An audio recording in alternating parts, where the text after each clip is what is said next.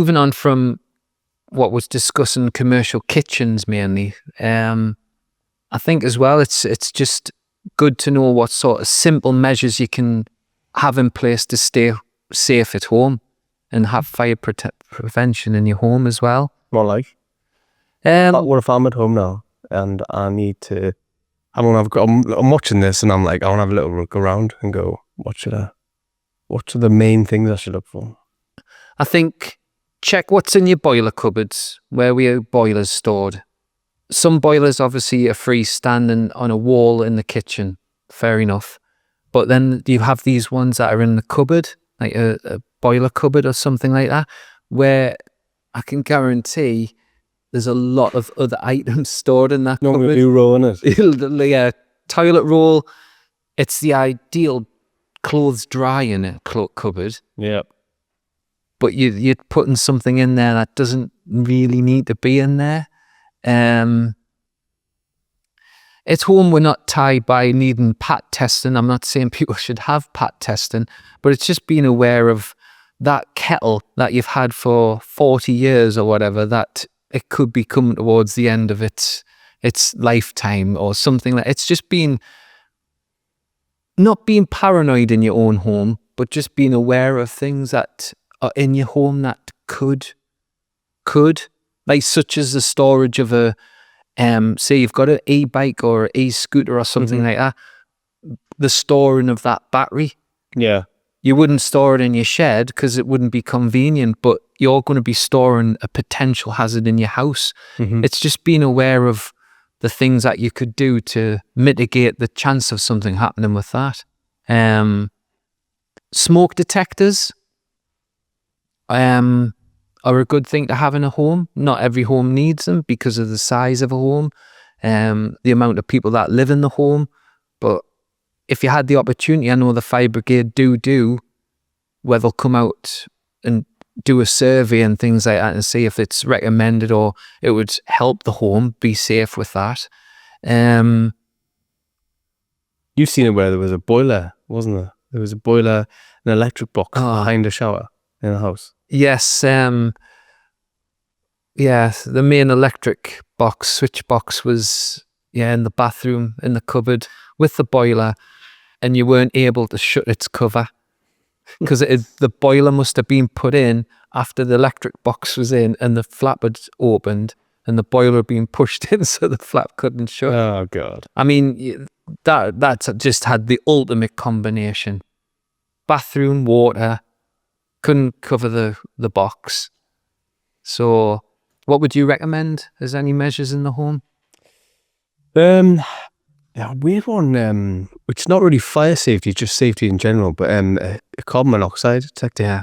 Because I was talking to this girl who she rung us and she said, "Oh, could I come on and put one up straight away?" So I said, "Yep, no problem." Came out and I said, "Oh, what was the reason behind it? Did you not get picked this up on your gas check, anything like that?" And she said, "My dog was being really tired and it wasn't going for walks."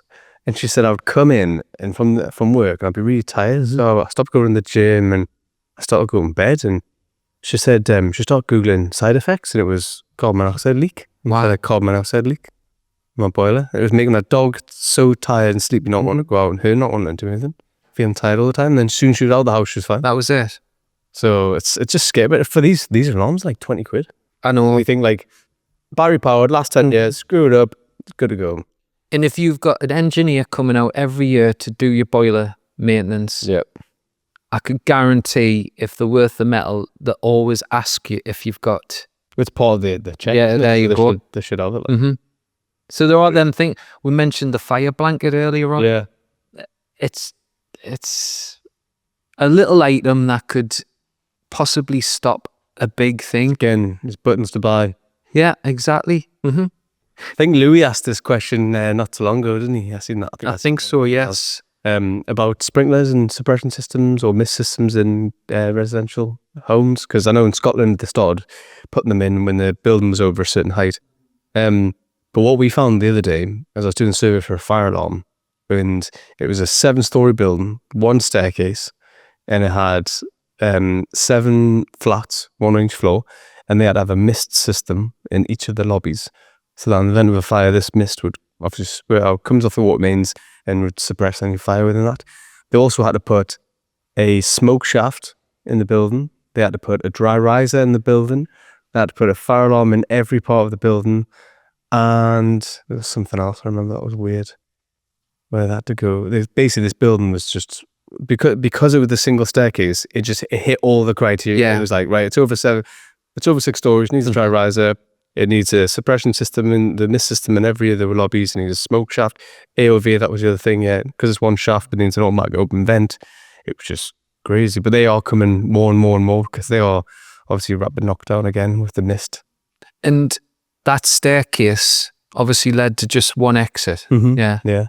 So they had to put everything in place you possibly can to reduce the risk because of the one exit. The one exit is just played totally into the hands of a major hazard in a sense. Yeah. If that exit's blocked, where do you go? That's it. But everything else is in place. That's a lot, that. It was a lot, yeah. Wow. Yeah. It was a listed building as well. Wow. So that brings in a lot of things, doesn't it? The listing. Yeah. Yeah, well, it limits what you can do. And then you've got to buy certain stuff to put the building a certain way. But yeah, it was a lot. So he thought he was just renovating this block of flats and it wouldn't cost too much. And then now we're spending hundreds of thousands and getting all these systems put in, which is just crazy. But it'll be the safest staircase It will be in the very country when it's all in place. Yeah, that's true. It was like going back to what you said about vapes. They're lithium battery. Yeah. People do them. They don't treat them like cigarettes. They're everywhere. Planes. You can see it, planes, trains, automobiles. Yeah. Yes. Yeah.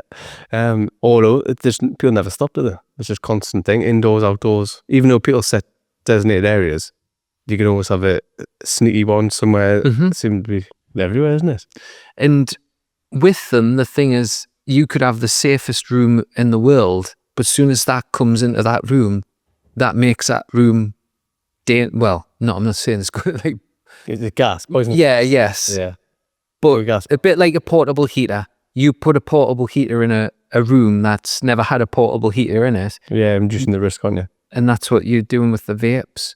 And I think because there's such a casual thing and how they're used, and because they've just become part of a lot of people's everyday lives as much as a mobile phone, we just use them like that.